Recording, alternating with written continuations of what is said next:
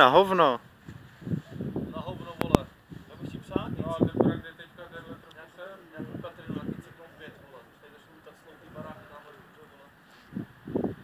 A točí se to tam teda kvalitně, ty, co tam. Hele, ale dostává to otáčky, mně to docela přijde.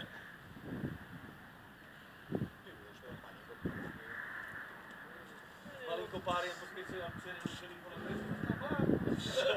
To máte trošku páry, vole. A teď to je vidět, teď to vidím a já. Hele, ale docela pěkný tečky. To jo, valí se kvalitně. A to jde trochu dolej. Zas foukne blbě, víte, je to fuč. Ale jde to nádherně vidět, no, na tom telefonu skurveným.